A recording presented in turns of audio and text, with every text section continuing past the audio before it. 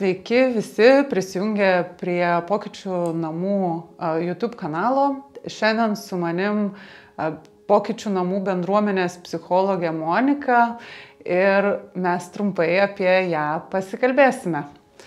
Tai labas Monika. Labas Igne.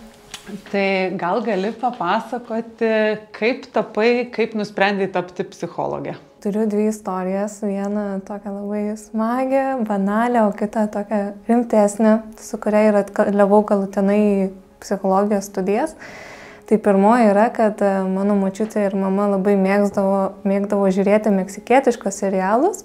Ir pamenu iš vaikystės labai ankstyvos, kad žiūrėjo serialą ir buvo labai graži moteris, labai protinga, su labai giliom mintim, labai protingai kalbanti ir stilingai apsirengusi. Toks mano autoritetas tuo metu. Ir aš nusprendžiau, kad noriu užaugusi būti tokia kaip ji.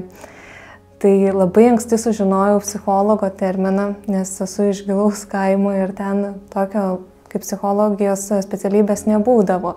Ir mūsų mokykloje nebuvo, aplinkoje niekas nevartodo tokį terminą. Tai aš pirmą kartą išgirdau, paguglinau, nusprendžiau, kad labai smagu būti ir aš noriu būti tokia kaip ji. Ir dar kokiai 3-4 klasėje žinojau, kad būsiu. Aišku, augant buvo šalia tų kitų specialybių, bet visos jos buvo apie žmonės, apie pagalbą jiems, apie paramą.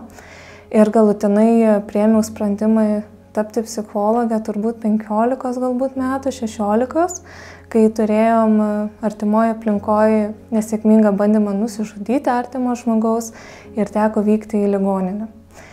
Ten dėja mūsų priėmė labai prastas kolektyvas, darbuotojai nebuvo visiškai apmokyti, kaip elgtis tokioje situacijoje, kaip teikti pagalbą bandžiusiam nusižudyti, kaip paremti artimuosius, kurie yra šoke ir nesupranta, kas vyksta. Ir mus nuo priėmimo iki reanimacijos lydėjo toks netinkamas bendravimas. Tai aš tada, kadangi esu auginta griežtom sąlygom, kad mes negalim atsikalbinėti, prieštarauti, turime gerbti, nusprendžiau, kad gerai, aš dabar tau nieko nesakysiu, bet aš užaugsiu, tapsiu psichologė ir atvažiuosiu čia, pravesiu kursus, kaip reikia elgtis su tokiais atvejais, kaip reikia teikti paramą bandžiusių nusižudyti artimiesiems ir patiems suicido atvejo dalyviams. Tada aš labai nusprendžiau, atėjau tokia tvirta, kad aš ateinu su tuo tikslu. Ir aišku, kol aš pabaigiau viską, praėjo nemažai metų, jau yra pilna tų mokymų tiek medicinos įstaigoms, tiek kitoms įstaigoms, tiek žmonėms, tai aš jau palikau šitą idėją ir džiaugiuosi, kad ją įgyvendino kur kas anksčiau ir tikiu, kad kaip žmonės, kaip medicinos darbuotojai bendrauja, yra kur kas geresnės tiesiog sąlygos. Kokiom temom, girdėjau, pradžioj labai norėjosi su savižudybėm, galbūt savižala, į tą pusę ar ne kriziniais kažkokiais įvykiais dirbti. Tai kokiom temom vis dėlto labiausiai mėgsti dirbti arba kokios traukia, domina šiuo metu tave? Tai pas mane klientai yra susiskirstę labai panašiai į 3, galima sakyti, grupės. Tai yra savivertės ribų brėžimo, toksiški santykiai ir likusi tokia mišri yra, tai ir perdegimas, ir depresijos epizodai kažkokie, motyvacijos toka ir panašiai, tokie mišrūs ganėtinai. Bet labiausiai jeigu galėčiau rinktis, tikrai dirbčiau su savivertė ir su ribų brėžimu, nes tikiu, kad būtent tada, ne tik tikiu, bet ir matau, kad būtent tada žmonės pražysta, įsigalina ir tarsi gimsta iš naujo. Ir tai labai gražiai siejasi su toksiškais santykiais, tarsi tai pagrindas yra to. Kokiom kryptim labiausiai dirbi arba kurios kryptis tave domino, gal metodai kažkokie, kuriuos pasitelki darbe, naudoji dirbdama? Aš labai mėgstu improvizuoti, dirbti čia ir dabar ir ieškoti, kas būtent klientui tinka. Tai mes esam pasitelkę su žmogumi, kuriam labai sunku įvardinti emocijas, net ir muziką.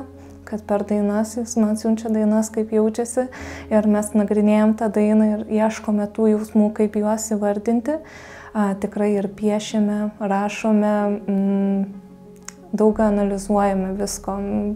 tiek spalvas, tiek mintis, su vizualizacijom dirbam, su kūnu.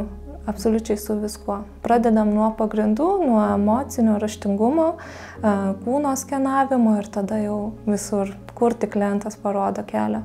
Tikiu, kad žmonės, kurie, tarkim, galbūt jaučia, turi mažesnę savivertę arba yra toksiškose santykiuose, šitie žmonės rečiau drįsta kreiptis pagalbos turbūt į psichologus.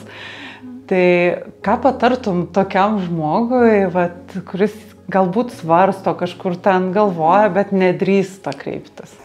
Aš gal norėčiau paprieštarauti, nes esu kaip tik, aš irgi turėjau šitą mintį, kad toksiškose santykiuose, greičiausiai neišdrįs, bijos, daug kaltės, gėdas, galbūt ir tų finansinių galimybių nėra, bet kaip tik tie žmonės ateina ir jie jau dažniausiai supranta, kas vyksta su jais, tik nežino, ką daryti su tuo, su savivertės ateina, taip ne visada tiesiai šviesiai sakydami, kad aš čia nepasitikiu savimi arba nemoku brėžti ribas, bet ir pirmos konsultacijos metu mes jau išsigryniname ir išsikeliame tam tikrus tikslus.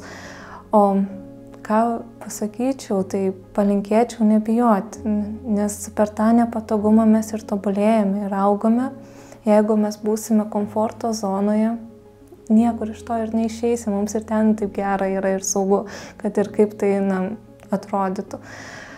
Reikėtų paklausti savęs tiesiog, ar man tinka taip, kaip gyvenu. Jeigu netinka, kažką reikia daryti. Tai ačiū labai, Monika, kad pasidalinai savo įžvalgomis.